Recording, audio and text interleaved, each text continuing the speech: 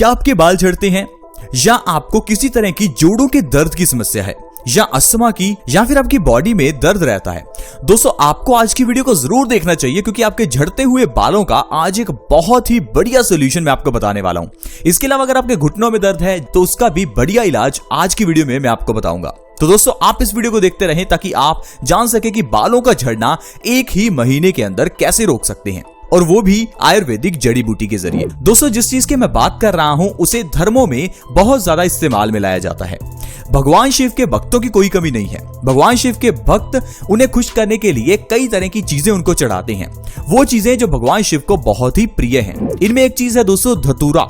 धतूरा एक ऐसी चीज है जो भगवान शिव को बहुत ही पसंद है। धतूरे के फूल भी उनको चढ़ाए जाते हैं। लेकिन क्या आपको पता है कि धर्मों में इस्तेमाल होने वाली कोई भी चीज है वो हमारे लिए बहुत अच्छी है। वैसे हम धतूरे के बारे में ये समझते हैं कि धतूरा जहर समान होता है, इसलिए धतूरे से दूर रहें। लेकिन दोस्तों आप ही सोचिए कि कोई भी चीज जो धर्मों में इस्तेमाल होती है, अगर वो हमारे लिए बुरी है तो उसे धर्मों में शामिल किया ही नहीं जाना चाहिए था।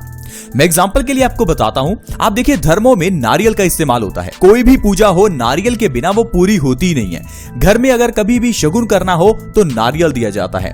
क्या आपको पता है कि नारियल को श्रीफल कहा जाता है, एक ऐसा फल जो हमारी बॉडी के लिए बहुत ही अच्छा है। नारियल एक औषधि है। इसी तरह से दोस्तों लौंग हो, इलायची हो या सुपारी हो, ये सब चीजें धर्मों में प्रसाद के रूप में इस्तेमाल की जाती हैं।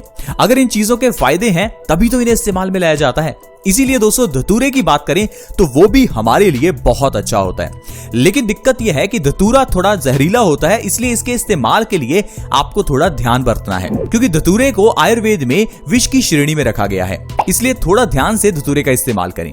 तो ये दोस्तों जानते हैं कि धतूरे के जरिए कैसे बालों का झड़ना रोका जा सकता है। अगर आपके बाल झड़ते हैं या फिर आपके सिर पर गंजापन भी आ चुका है तो आप क्या कीजिए, धतूरे का रस निकाल लीजिए और इस रस से अपने बालों के अंदर मालिश कीजिए। हफ्ते में 2 बार ऐसा कीजिए और 1 महीने के अंदर अंदर आपके बालों का झड़ना बंद हो जाएगा। साथ ही साथ अगर आपके सिर पर गंजापन है तो बाल भी आने लगेंगे, लेकिन उसके लिए आपको 3 से 4 महीने इस ट्रीटमेंट को करना होगा। दोस्तों दरअसल धतूरा जो है वो हमारे बालों की जड़ों में ब्लड सर्कुलेशन को इंप्रूव करता है, जिससे कि हमारे बाल जो हैं वो झड़ने बंद हो जाते हैं और बालों को न्यूट्रिशन मिलने लगता है, जिससे कि नए बाल भी उगने लगते हैं। दोस्तों अगर आप हेयर फॉल का सोल्यूशन चाहते हैं तो धतूरा आपके लिए बहुत अच्छा है। इसके अलावा दोस्तों धतूरा गठिया के मरीजों के लिए बहुत अच्छा है।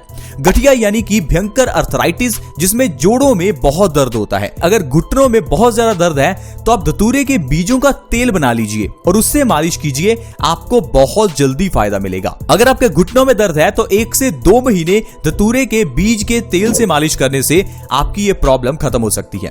इसके अलावा अगर कोई भी व्यक्ति अस्थमा से परेशान है तो उसके लिए धतूरा बहुत ही अच्छा है। आजकल के पोल्यूटेड एनवायरनमेंट और हमारे गलत खान पान की वजह से अस्थमा की प्रॉब्लम बढ़ती जा रही है। दोस्तों अगर आप अस्थमा से छुटकारा चाहते हैं तो आप धतूरे की भस्म बना लीजिए, यानी कि उसकी राख बना लीजिए। धतूरे की राख को आधा ग्राम आपको शहद के साथ सुबह खाली पेट लेना है। ऐसा करने से अस्थमा की प्रॉब्लम से 1 से 2 महीने में ही आराम मिल जाता है। इसके अलावा दोस्तों कभी भी स्किन पर दाद, खाज, खुजली की प्रॉब्लम हो तो धतूरे की पत्तियों का रस बनाकर उसे अपनी स्किन पर लगाइए। आपकी दाद, खाज, खुजली की प्रॉब्लम बिल्कुल ठीक हो जाएगी। अगर बॉडी में कहीं भी सूजन हो तो सूजन वाली जगह पर आप धतूरे का रस लगा सकते हैं, इससे भी आपको बहुत फायदा मिलेगा। मेल्स में अगर इनफर्टिलिटी है तो उनको धतूरे के बीज के तेल से अपनी बॉडी की मालिश करनी चाहिए, इससे इनफर्टिलिटी की प्रॉब्लम से आराम मिलता है। देखिए दोस्तों धतूरा इतना अच्छा है, इसीलिए धतूरे को धर्मों में शामिल किया गया। तो आप जो है धर्मों के अंदर बताई जाने वाली चीजों को जरूर इस्तेमाल में लेकर आएं। ये मत समझें कि धर्म अंधविश्वास है। दरअसल धर्मों में यह भी कहा जाता है कि आपको एक दिन व्रत जरूर रखना चाहिए, और हम कहते हैं अरे भूखे रहने से क्या होगा। मैं कहता हूं एक बार भूखे रहकर तो देखिए, फिर आपको पता चलेगा कि भूखे रहने से होगा क्या। दरअसल दोस्तों जब हम भूखे रहते हैं उस समय ही हमारी बॉडी अच्छे से काम करती है, क्योंकि दोस्तों हमारी बॉडी को काम करने के लिए एनर्जी चाहिए। अब जब हम सारा दिन खाते रहते हैं तो इससे हमारी बॉडी को एनर्जी मिल जाती है, लेकिन जिस दिन आप फास्ट करते हैं उस दिन आपकी बॉडी को एनर्जी चाहिए लेकिन आप कुछ खा नहीं रहे हैं। तो ऐसे में आपकी बॉडी क्या करेगी, जो आपकी बॉडी के अंदर जो वेस्ट है उसको वो तोड़ने लगेगी। अगर आपकी बॉडी में कैंसर के सेल्स हैं उनको वो खत्म करने लगेगी ताकि उसे एनर्जी के रूप में यूज कर सके।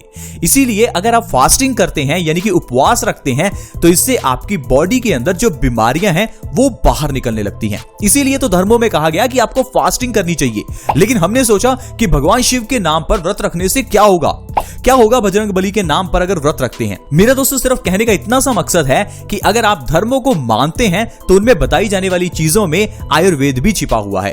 अगर आप धर्मों से जुड़े रहते हैं तो जाने अनजाने में आप आयुर्वेद के नियमों का पालन कर लेते हैं, जिससे आप स्वस्थ रहते हैं। अब हमें कहा जाता है कि हमें खाली पेट मंदिर जाना चाहिए, हमें नंगे पांव मंदिर जाना चाहिए। दोस्तों नंगे पांव मंदिर जाने का मकसद एक ये है कि हम लोग हमेशा चप्पल पहन कर रखते हैं, जिससे होता क्या है कि जब हम मार्केट में निकलते हैं तो हमारे पांव पर किसी तरह के भी नुकीले कंकर नहीं लगते, लेकिन ये लगने चाहिए, क्योंकि दोस्तों हमारे पांव के नीचे सब तरह की नसें होती हैं, नसों के पॉइंट्स हैं, उनको दबाना जरूरी है। लेकिन जब आप नंगे पांव मंदिर जाते हैं तो उस समय आपके जो पांव के नीचे के जो एक्यूप्रेशर पॉइंट्स हैं वो दबते हैं, जिससे हमारी बॉडी स्वस्थ रहती है। अब खाली पेट मंदिर जाने का मकसद है कि जब आप खाली पेट मंदिर जाएंगे तो मंदिर जाकर जो आपको प्रसाद मिलता है उसे खाली पेट खाना सेहत के लिए फायदेमंद होता है। अब मंदिर जाने पर प्रसाद क्या मिलता है? माखन मिश्री का।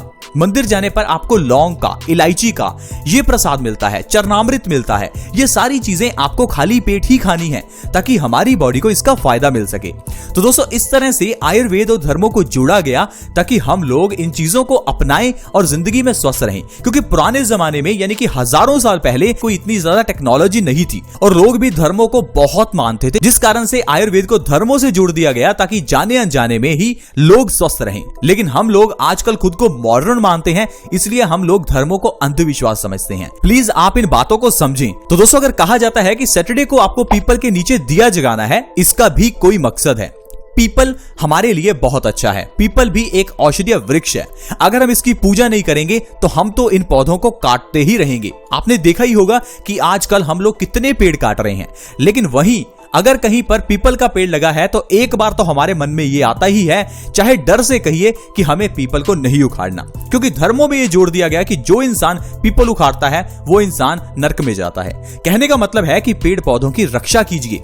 तुलसी को आंगन में लगाने के लिए कहा गया, इसका भी मकसद है। तुलसी आंगन में लगेगी तो आप इसकी पूजा करेंगे। तुलसी पूजा करने का क्या मकसद है कि ये जो तुलसी है ये औषधीय गुणों से भरपूर है, इसकी पूजा करो, ना कि इसे उखाड़ कर फेंको। आप बुखार होने पर पैरासीटामोल लेते हैं, जरूरत नहीं है। आप तुलसी के पत्तों का रस निकाल लीजिए, थोड़ा सा गर्म कीजिए और हल्का सा शहद मिलाकर उसे सुबह शाम एक एक चम्मच लीजिए, आपका डेंगू तक का बुखार ठीक हो जाएगा।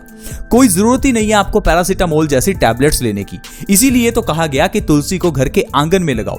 तुलसी के आसपास कभी भी डेंगू मलेरिया के मच्छर नहीं आते, इसीलिए जब आप तुलसी को आंगन में लगाते हैं तो आपके घर के अंदर मच्छर प्रवेश नहीं करते, जिससे कि आप डेंगू जैसी बीमारी से बचे रहते हैं। तो दोस्तों मेरा कहने का मतलब है कि आप इन चीजों को समझें। ये सारी चीजें जो मैं आपको बता रहा हूं ये हमारे दादा दादी और हमारे नाना नानी जानते हैं। उनको पता है कि पेड़ पौधों के क्या फायदे हैं, हमारे घर में पड़ी हुई चीजों के क्या फायदे हैं, धतूरे के क्या फायदे हैं। लेकिन हम लोगों के पास टाइम ही नहीं है कि हम लोग अपने दादा दादी या नाना नानी के पास बैठें और उनसे पूछें कि हम लोग स्वस्थ कैसे रह सकते हैं। हम जब किसी के पास जाते हैं तो ये तो कह देते हैं कि पुराने जमाने में लोग बड़े स्वस्थ थे। अब पुराने जमाने के लोग आपके घरों में ही हैं, उनसे पूछिए कि स्वस्थ कैसे रहना है। या फिर हमारे इस चैनल से जुड़े रहिए ताकि आप जानते रहें कि कैसे घर में पड़ी हुई चीजों से स्वस्थ रहें और हमेशा अपने परिवार के साथ खुश रहें। अगर आप आयुर्वेद के नियमों का पालन करते हैं तो आप खुद में डॉक्टर बन सकते हैं और आपको डॉक्टर के पास जाने की जरूरत नहीं है। और जो पैसा आप कमा रहे हैं उसे आप खुशियों पर खर्च करेंगे, ना कि डॉक्टर की फीस और दवाइयों पर। दोस्तों आज की वीडियो में इतना ही। अगर वीडियो अच्छी लगी हो तो प्लीज इस वीडियो को लाइक करें और हमें मोटिवेट करें। हमारी इस वीडियो को दूसरों के साथ भी शेयर करें ताकि दूसरे लोग इस वीडियो का फायदा उठा सकें। वीडियो के नीचे एक शेयर का बटन है, उसे दबा दें और इस वीडियो को व्हाट्सएप के ग्रुप्स में या फेसबुक के पेज पर शेयर करें। अगर आप हमारे चैनल से जुड़ना चाहते हैं तो वीडियो के नीचे एक सब्सक्राइब का बटन है, उसे दबा दें ताकि आप हमारे चैनल से जुड़ जाएं और आपके पास ऐसी ही वीडियोस की नोटिफिकेशन आती रहे। दोस्तों आज की वीडियो में इतना ही। See you in the next video. Bye bye.